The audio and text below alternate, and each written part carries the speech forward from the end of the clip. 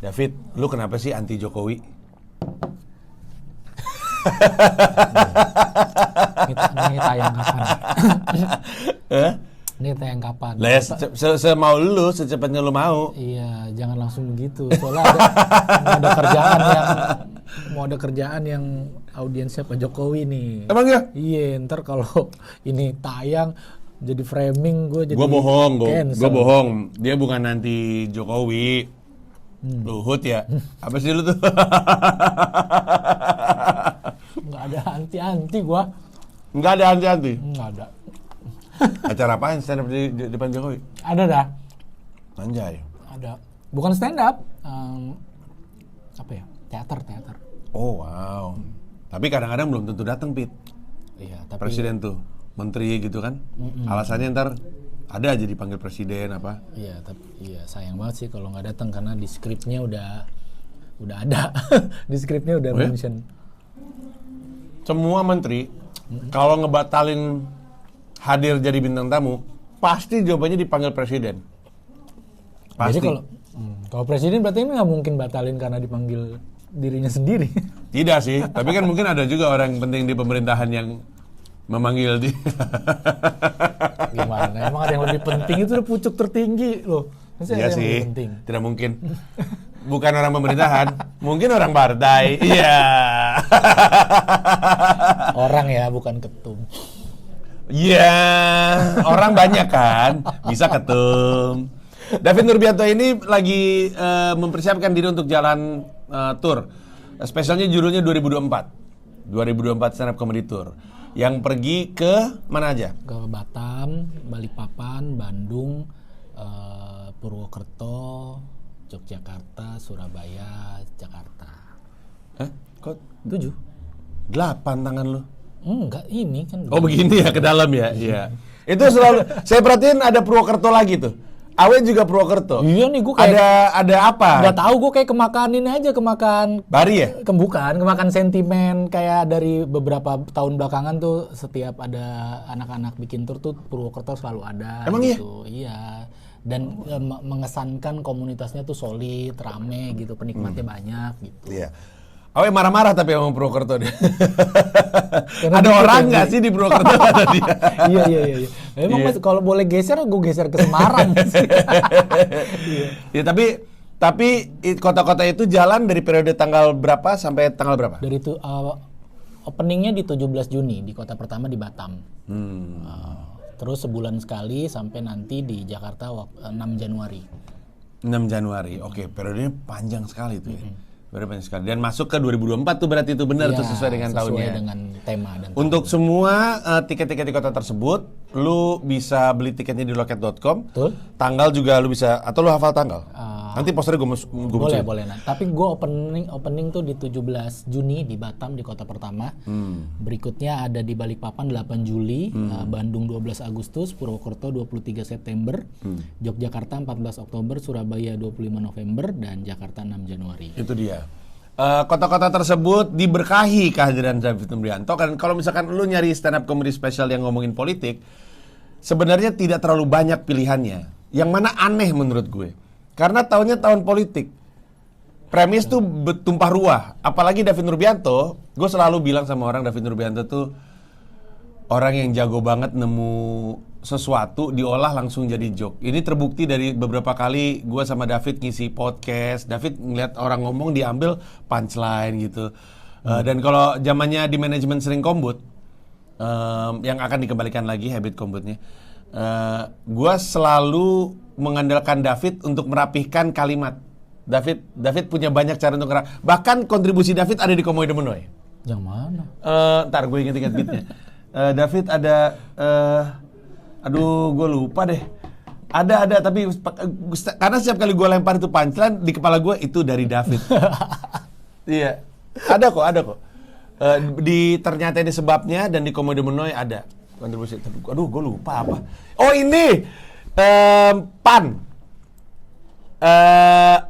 Gue ada beat soal PAN isi artis semua. Makanya kan sekarang disebut Punch Entertainment. Iya. Itu kan dari lu. Iya, ini Karena dia. kalau stereotip jokesnya kan partai artis nasional kan. Iya, Kalau iya. jokes-jokes yang betul, beredar di masyarakat. betul. gitu. Itu mah punchline umum lah. Si David nemu cara untuk ngomongin sesuatu yang secara misi, maksudnya tujuannya sama, poinnya sama, tapi patah atau belok lah cara nyampaikannya, makanya disebut punch entertainment. Terus sebenarnya masih lebih panjang lagi David ngomongin soal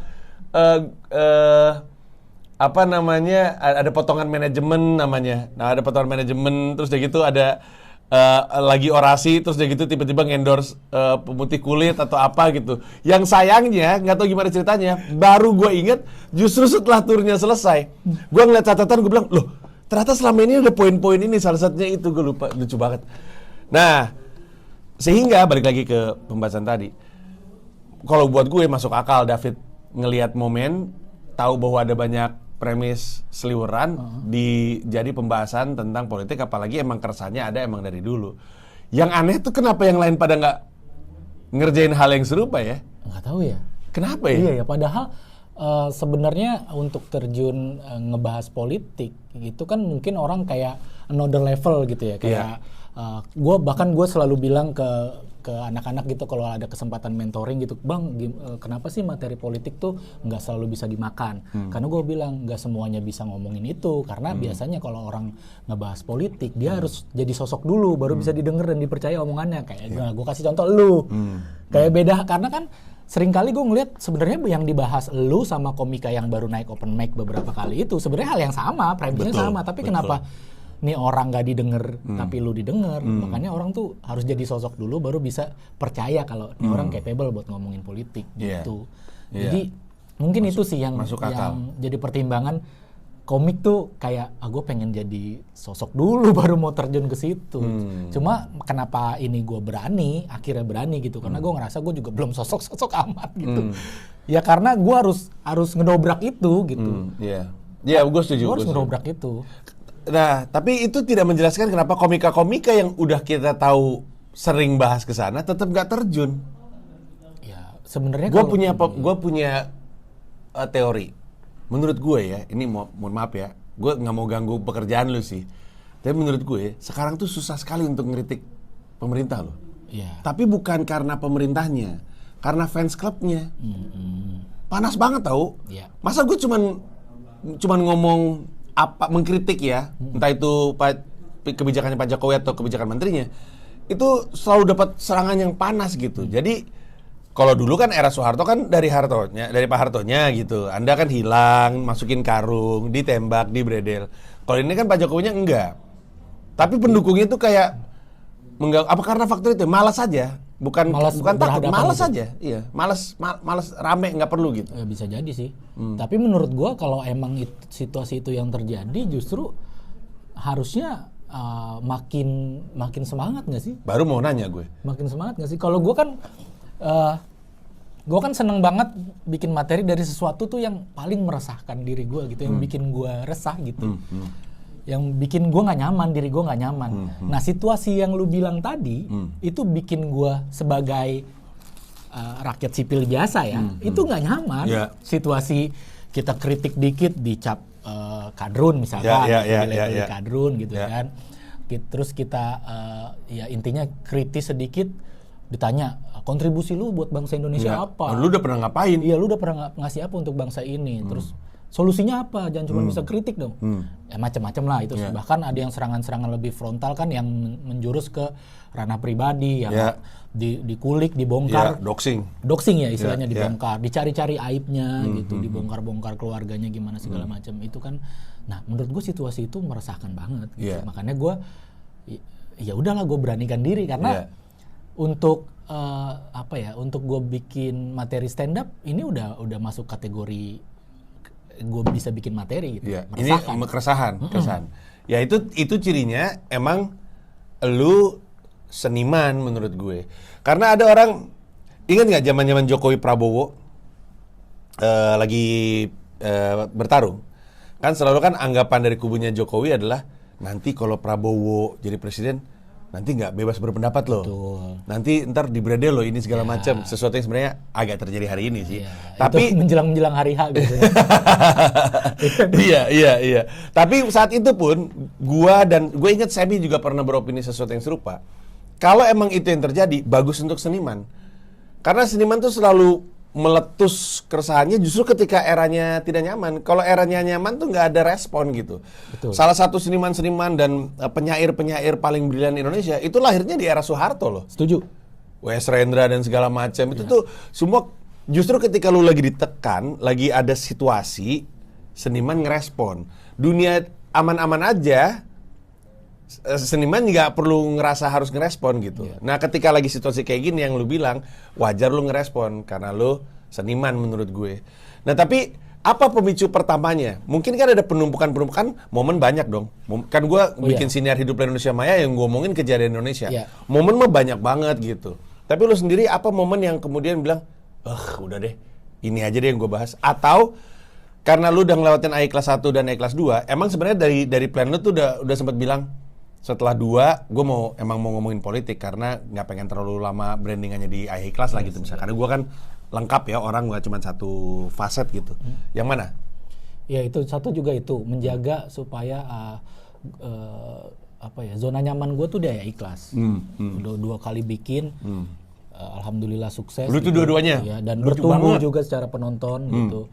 Dan gue ngerasa gue sebagai komik, sebagai seniman, gue ada di zona nyaman. Karena gue bikin materi dari keresahan rumah tangga itu udah, mohon maaf, gampang banget. Iya. Jadi premis tinggal cari diksi menarik dan deliverynya tambahin emosi yang berapi-api. Itu udah pasti lucu. Nah gue ngerasa gue sebagai seniman itu zona nyaman yang nggak bagus buat gue. Nah materi politik ini adalah yang paling mungkin bisa gue lakukan karena ketika gue memaksakan diri untuk keluar dari zona nyaman. Kenapa gue pilih politik? Karena ternyata tanpa sadar dari gue suci pun sebenarnya keresahan gue tuh lahir dari ya situasi politik, kondisi sosial gitu. Bahkan Pak De Indro di Suci bilang tanpa sadar lu sebenarnya autokritik ya. Lu sebenarnya nggak ada niat kritik, tapi materi lu itu jadi orang mikir iya juga ya gitu. Jadi kayak gitu sih. Gue ngerasanya, gue nggak tahu ini benar atau tidak ya. Tapi datang dari kultur Betawi ya, menjadi orang Betawi. Orang Betawi itu kayaknya mungkin karena sejarah yang terjadi pada dirinya itu selalu punya semangat perlawanan dan semangat protes. Gue ngerasa seperti itu. Karena orang Betawi itu isunya tuh selalu, bukan selalu ya, salah satu isu terbesarnya orang Betawi adalah termarginalkan, tertinggalkan gitu. Tertinggalkan. Kalau istilahnya di Amerika tuh apa ya? Gue lupa nama istilahnya, di mana dia tuh warga situ, terus orang pada masuk, terus dia jadi kedorong keluar. Itu kan sering terjadi tuh. Jadi orang Betawi jadi nggak punya tanah gitu. Untuk kalau di sana alasannya mirip kayak yang terjadi di sini juga. Lu orang asli disiram duit, terus udah gitu dianya cabut, tapi akhirnya udah bukan orang-orang lokal lagi di sini, orang ini malah terpinggirkan gitu. Gentrification itu dia istilah yang gue cari. Sehingga kesannya tuh Betawi itu penuh dengan semangat protes, semangat perlawanan, semangat untuk bersuara keras. Itu bener nggak? Bisa jadi kayak gitu. Dan kayaknya juga kayak gue nggak ngerti ini juga namanya apa ya, karena keterbatasan paham dan ilmu. Tapi gue ngerasa tuh gue kayak sebenarnya gue juga mungkin bisa dibilang SJW juga kali tanpa sadar ya. Karena gue tuh kalau ngelihat orang Betawi SJW-nya banyak, gue setuju. Iya, kayak kalau gue ngelihat sesuatu yang tidak semestinya gergetan gitu, yang kayaknya nggak gitu deh harusnya gitu. Kayaknya bisa diusahain begini deh gitu. Jadi kayak gergetan pengen ikut ya apa ya, ikut berstatement, ikut berargumen gitu, ikut ngeramein gitu.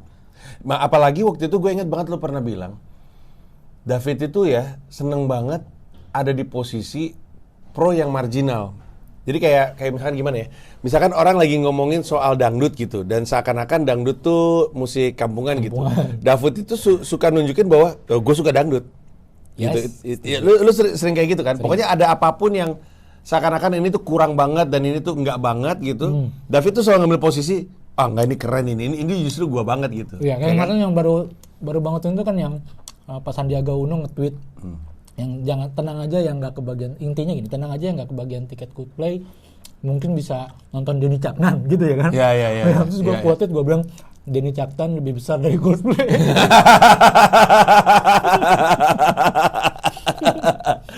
Iya, jadi emang selalu kayak gitu. Itu dari mana, Pit, menurut lo? Apakah emang dari... Oh, sorry. Dan ditambah lagi gue ingat, waktu Suci, ini pemicunya justru waktu ngomong Suci. Waktu Suci, salah satu yang membuat David itu jadi terasa sekali punya bobot gitu ya. Karena belakangan gue tahu, dalam mencari premis, dia dibantu oleh dua kawannya.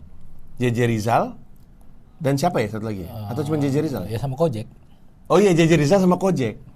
Sehingga di atas panggung terus lu ngeliat, ini David bukan cuma stand up gitu kerasa. Itu keinginan untuk kesini gimana?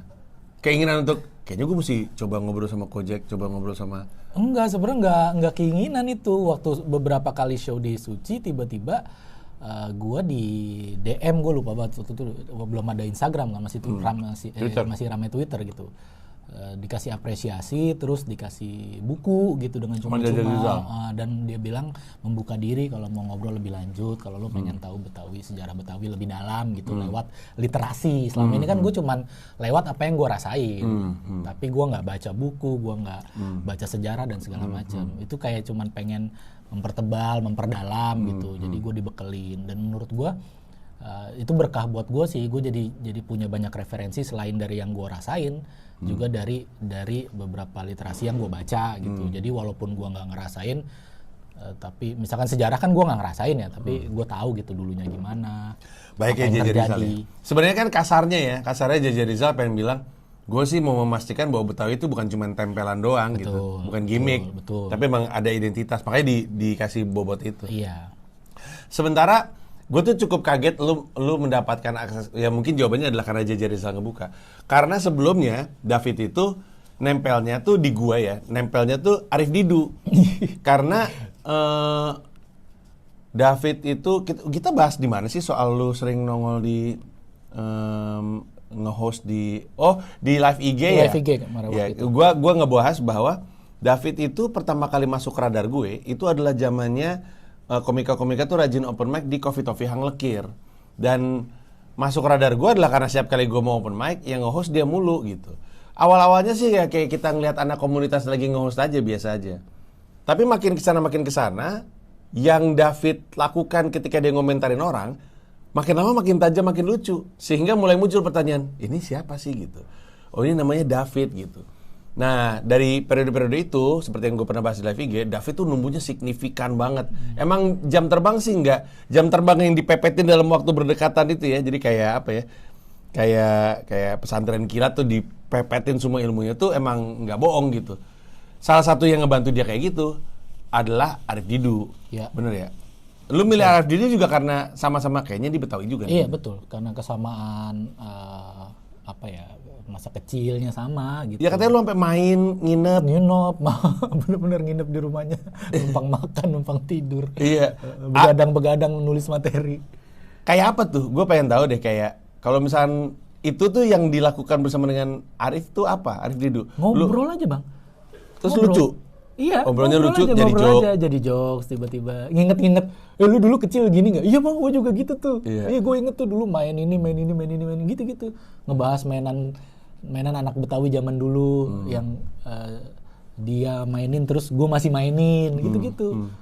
Terus kondisi-kondisi sosialnya, bagaimana dia berhubungan dengan sesama tetangga, gimana orang Betawi kalau dia punya usaha seperti apa, kalau dia punya hajatan seperti apa, yang gitu-gitu tuh banyak kesamaan. Jadi kita kayak ngobrol aja, ngetawain hidup, terus tahu-tahu jadi materi gitu. Ya itu lucu tuh gitu.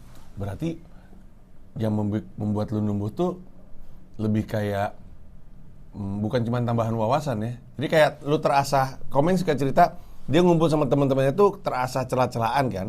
Jadi mungkin obrolan sama sama Arif Didu itu membantu lu mengasah punchline gitu, kayak memilih ini untuk jadi lucu dan segala macamnya. Jadi instingnya lebih tajam aja. Betul.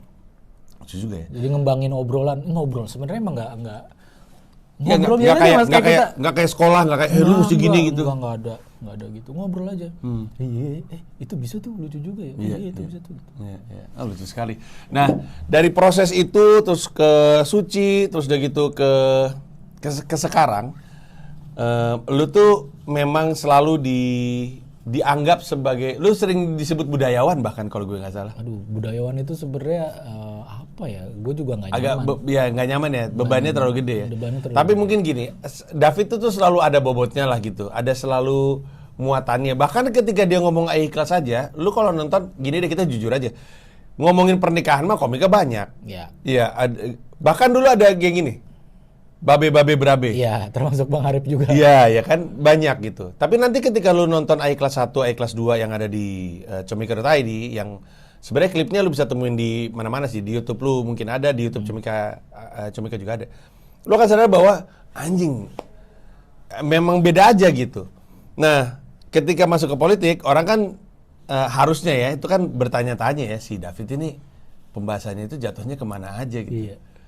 Itu udah ada bayangan, karena gue tahu lu mulai open mic juga, tapi udah ada bayangan mulainya dari mana, kemana. Sudah.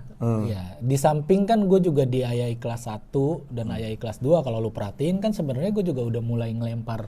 Ya ada iKelas 2 terutama. Iya, politik-politik kan, yang premisnya apa, tahu-tahu punchline-nya lari ke Ya, politik. ya. Bahkan ada 1-2 beat yang memang dimulai dari premis politik Ya. gitu. Sebenarnya gue tinggal nerusin itu aja, nerusin itu sama ya gue berangkatnya dari orang yang gue denger podcast lu di Noise yang ngomong puber politik. Kayaknya gue berangkat dari situ deh. Iya. Dari kayak mungkin gue sekarang ada di masa yang lu bilang itu puber politik. Tapi gue berangkat dari orang, ya gue orang biasa yang punya hak juga ngomongin politik. Iya, iya. Dan boleh dong. Iya, iya, Dan iya. kebebasan berpendapat juga kan dijamin undang-undang Iya, gitu. iya. Maksudnya sekarang kita ngebahas politik nggak usah lagi ngomongin lu ada di level mana. Seperti yang tadi gue bilang, komik-komik mau bahas politik kayak takut gitu karena gue belum di level Panji. Loh, nggak ada aturannya. Iya. Loh, Wah, nggak ada- bagus banget. Nggak ada aturannya dan Iya. lu mau segrassroots apapun lu, Iya. bahkan di pasar di warung kopi itu orang Iya. ngomongin politik. Iya, itu justru Jadi yang kenapa kita jadi mau ngomong politik ntar dulu deh, gue belum Iya. jadi sosok. Iya, Loh, iya, ini iya. kan kita ngobrolin hidup kita. Iya, betul sekali. Ngobrolin hidup kita gitu. Betul, Kenapa betul. jadi takut Malah- akan batasan-batasan itu? Kayaknya anggapan untuk nggak ngomongin politik itu sebenarnya ya, dan ini terkesan kayak, oh supaya dikit-dikit orba, dikit-dikit orba. Tapi dari apa yang gue tahu, itu emang sesuatu yang didesain pada masa itu. Orang untuk nggak ngomongin politik, supaya nggak noleh ke politik, supaya nggak tahu apa yang terjadi di politik. Justru mesti dikembalikan kepada rakyat. Betul. Kesempatan untuk ngomongin politik di level apapun gitu. Orang keputusan politik keputusan hidup kita ditentukan sama orang-orang politik gitu. Kebijakan pemerintah. Iya, itu start yang bagus sekali. Iya, obrolan, ya maksudnya ya mohon maaf gitu, maksudnya ngomongin politik, orang yang nggak sekolah aja ngomongin politik. Betul. Iya nggak Betul. Ya di manapun gitu, Iya. di warkop, Iya. pengangguran gitu Iya, kayak iya. apalagi Ya, emang udah bagian dari kehidupan kita. iya kayak bagian dari kehidupan. Lebaran aja, kalau hari Lebaran, kalau ngumpul di rumah siapa keluarga tuh, politik pasti muncul dalam pembahasan. Muncul. Pasti itu. Muncul. Dan David bener, warung kopi zaman dulu, zaman sekarang sama-sama ngomongin politik. Waktu itu gue pernah syuting, gue inget banget di Blitong. Blitong tuh ada satu jalan isinya kedai kopi semua tuh, Pit. Terus gue nanya, orang Sumatera tuh seneng banget ngopi. Iya, di Aceh juga kayak gitu. Kadang-kadang kita pagi berangkat, mereka udah sibuk tuh ngomongin Iya. Bung Karno. Kita pulang kantor, orang-orang yang sama udah ngomongin SBY. Jadi karena waktu itu masih eranya SBY. Tapi poinnya tuh kayak gitu. Tuh mereka tuh bisa ngomong panjang lebar gitu. Emang sebenarnya itu yang bagus menurut gue. Dan mereka ngobrol tanpa saling ribut kan, tanpa saling baper. Kan? Betul. Maksudnya kayak, Bukannya lu punya kayak, ya. lu mang dasar apa sih istilahnya? Kampret lu gitu. Nggak gitu. ada judge gitu, nggak ada. Nggak ada. Ya, dia ngobrol aja kayak, menurut gua si Pak ini loh yang ini loh gitu. Iya. Tapi Pak ini begini gitu. Terus kayak. ada, lu nggak tahu aja. Nah, iya. Zaman dulu itu. Nah, Iya, itu jadi- sebenarnya obrolan yang seru sebenarnya. Seru. Iya, Dan mereka ngopi bareng tanpa ada gontok-gontokan. Emang yang jelek tuh yang terjadi pasca Pilpres dan Pilkada sih. Itu yang rusak sih menurut gue. Sehingga orang jadi takut. Dan mungkin Twitter juga. Sekarang itu orang, aduh gimana ya, ini agak sedih juga kalau dipikir-pikir. Setiap kali gue ngomongin sesuatu tuh selalu disangka gue lagi nyela. Gue waktu itu nge-tweet apa ya, gue lupa deh. Terus gue nge-tweet, terus rame banget tweetnya. Terus gue gak gitu ngeh kenapa tweetnya rame. Sampai ada yang mention, abis itu nyerang gue dan nyerang Anies. Terus gue baru sadar, oh pantesan tweet gue tuh disangka lagi menyerang karena gue pro ini. Padahal lu doang yang mikir kayak gitu. Masa gue nggak bisa beropini sih? Masa setiap opini gue selalu dianggap sebagai sebuah serangan gitu? Dan ini bukan hanya karena gue identik dengan Mas Anies. Kalau lu cek di Twitter semuanya kayak gitu. Kayak orang tuh insecure gitu. Kayak nggak boleh gitu ngomongin jelek soal siapapun gitu. Padahal kenapa dulu aja kita bebas ngomongin politik? Mungkin itu yang akan David coba balikin ya. Iya. Balikin untuk wajar. Ayo kita normalin lagi ngobrolin Normalin politik. aja, apalagi pemilu. Gue sama ini sih kayak di beberapa wawancara bertujuan promo acara ini gue bilang kenapa sih lu mau bikin ini ya karena pemilu itu kan pesta demokrasi ya. Ya gue mau balikin vibes pestanya gitu. Ah bagus banget pestanya ya. Pestanya maksudnya iya. pesta kan lu harus happy. Iya, kalau sekarang mah jadi kesannya kayak kenapa jadi kayak perang atau berantem gitu. Kalau dulu mah happy dulu. Iya, maksudnya pesta ya udah kita dari atas sampai bawah semua kalangan ikut berpesta, ikut meramaikan tanpa ada saling fitnah, saling bongkar aib. Gue nggak mau kok kalau diundang pesta randonnya ada saling bongkar aib. Iya. Dan bukan cuma itu. Kadang-kadang gini loh.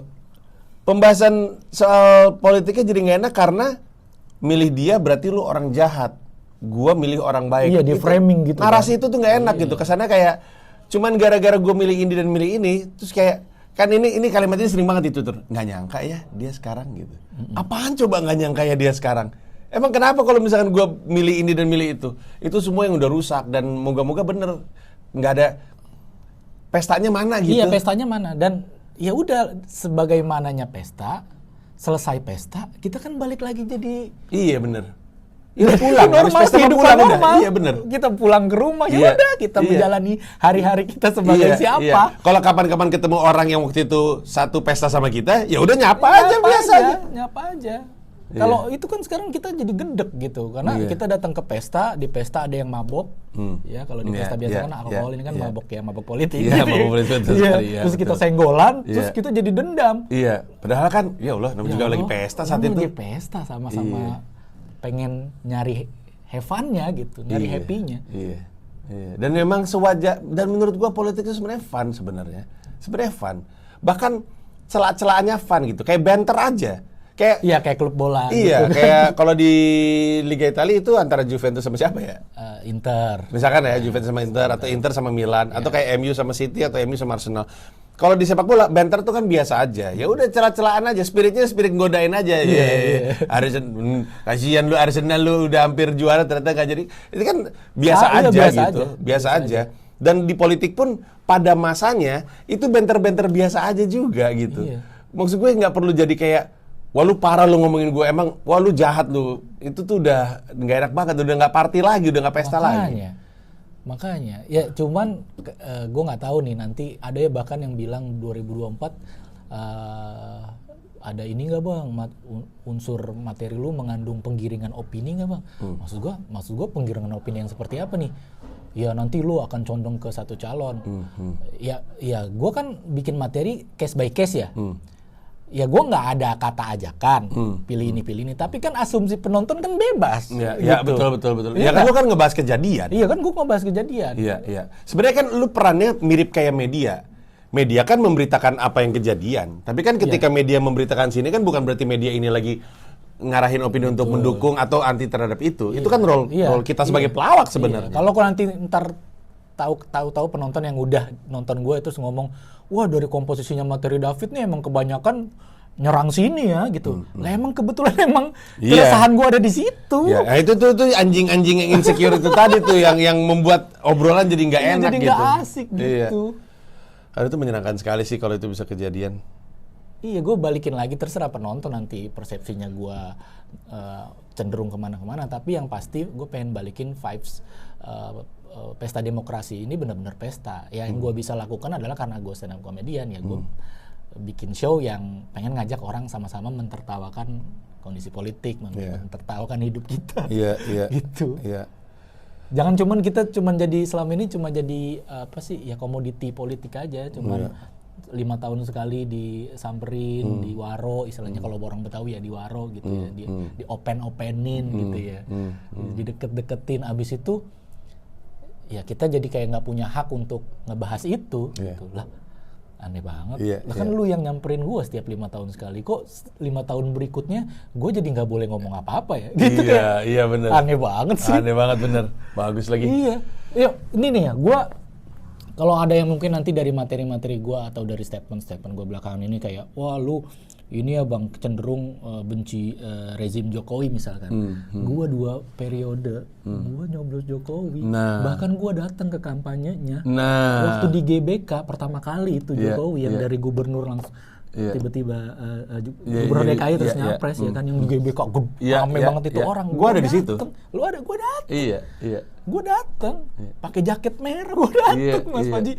Bahkan gue kayaknya waktu itu masih awam banget, masih yang, aduh, ya gue buta gitu, tapi ya gue berdasarkan sentimen dan feeling aja. Oke, gue percaya Pak Jokowi orang baik. Makanya gue mau tanpa ada orang yang ngajak, tanpa ada orang yang ngedorong, gue datang sendiri dengan kemauan gue sendiri, ikut rame-rame itu. Gue nge-rap malah di acara itu. Nah iya makanya, iya kan? Gue nge-rap di GBK. Gue ingat ada lu, ada Josie yang Iya, ada Josie. Ya. Dan gue liat, gue kalau nggak tahu di Facebook gue masih ada nggak ya, gue posting dengan bangga foto begini waktu itu kan nomor 2 kan. Iya. Foto begini pakai baju merah, gue pose begini di GBK, rame-rame semua. Dan gue happy gitu. Itu yang maksud gue happy karena ya gue ikut pesta gitu. Iya. Setelahnya gue jadi seperti apa? Ya balik lagi ke kehidupan gue. Kalau ada kebijakan yang itu ya gue kadang ikut ngomel juga, ikut gue jadiin materi juga. Kan gitu. Menurut gue justru itu haknya sebagai yang milih. Kan orang kadang-kadang ya aneh sih. Kalau misalnya kita milih seseorang, abis itu kita kritik orang tersebut, ntar ada yang bilang nyesel ya. Nyesel ya sih gimana sih? Aneh bener. Kelucuan-kelucuan ini harusnya bisa lo temukan di spesialnya David Nurbianto 2024 yang jalan ke 7 kota. Jalan dari bulan Juni sampai dengan Januari 2024. Ya. Kotanya sekali lagi apa? Batam, Balikpapan, Bandung, Purwokerto, Yogyakarta, Surabaya, Jakarta. Itu dia. Tiket sudah bisa dibeli di loket.com. Silakan amankan. Seperti yang kita tahu, off air itu terbatas. Sebenarnya keuntungan dan kerugian ya. Kerugiannya adalah nggak bisa banyak-banyak. Ya lu mesti mepet-mepet. Dan lu mesti buru-buru. Kemudian lu bisa nikmatin pertunjukannya David Nurbianto secara langsung karena jadinya experience komedi beda gitu. Ini experience sudah datang sebuah tempat yang sama, tahu bareng-bareng dan menikmati usaha David untuk membuat pesta demokrasi itu balik pestanya. Kata pesta dalam demokrasi, kata pestanya itu kembali gitu. Jadi ya senang-senang lah. Apalagi ditutupnya nanti di Jakarta di mana tadi di mana di Jakarta di mana? Tempatnya masih to be confirmed gitu karena ya berkaitan dengan susahnya nyari venue di masa baru mau ngomong gue kampanye ya. Baru gue mau ngomong. Sebenarnya salah satu resikonya acara lu adalah ya bisa untung bisa rugi ya. Untungnya adalah makin dekat, makin rame, makin banyak bisa dibahas. Tapi makin dekat, makin rame, makin terbatas nih ruang gerak. Iya. Ya, makin terbatas ya ruang gerak. Tapi moga-moga sih izin sih keluar, tempat juga dapat. Ujung-ujungnya kan sebenarnya kan ketawa-ketawa juga. Sebenarnya kan ini kan acara lawak lah ini mah. Silakan diincar aja tiketnya David Nurbianto sekali lagi di loket.com. Habis itu untuk informasi berlanjut lu bisa cek di Instagram David Nurbianto atau di Instagram @comika_event. Ada informasi penting yang belum keluar? Gue juga bakal ngadain fit and proper test ya, memastikan materi gue. Tanggal berapa tuh? Tanggal 2 Juni. 2 Juni. 2 Juni di markas Comika juga. Tiketnya bisa dibeli di aplikasi Comika. Comika Event ya. Silakan dicek di situ. Ngelatih materi gue seperti yang lo lakukan, seperti yang Abdur lakukan gitu, memastikan sejurang apa sih materi gue gitu. Skrupnya dikenceng-kencengin menuju mana yang kebangetan, kelewatan, mana yang penentunya adalah Anda yang nanti datang. Ya, Anda nanti datang, Anda akan menentukan kurang lebihnya. Dan gue mau kasih tahu aja, berangkat per video ini, gue sama David tuh rencananya mau bikin sejumlah video, ada video series gitu. Sejauh ini sih nama kontennya tuh Silat Politik. Nah, itu dia. Dimana per video kita akan mungkin nggak terlalu panjang ya, tapi ada satu topik tertentu yang nanti kita bahas, misalnya pencitraan gitu misalnya, Ya. atau misalnya apalah gitu. Nah, karena momentumnya ada mulu nih, kayak kalau tadi gue ngomongin pencitraan, bahas atau enggak ya? Gue tuh sebenarnya agak kesel sama. Tapi gue nggak tahu posisi lo seperti apa ya. Gue sebenarnya kesel sama parade Asian Games kemarin. Sama. Ada kok materi gue soal itu juga. Oh iya ada. Ya gue sebenarnya agak kesel. Nanti, nah jadi lebih ke topikal per videonya. Nanti ditunggu aja. Rencananya sih akan istilahnya tuh mirroring gitu. Jadi tayang di gua, tayang di dia juga. Kan banyak tuh di Amerika juga suka kayak gitu tuh. Ditungguin aja ya. Untuk sekarang sekian dulu. Terima kasih. Bye bye. Jangan lupa loket.com.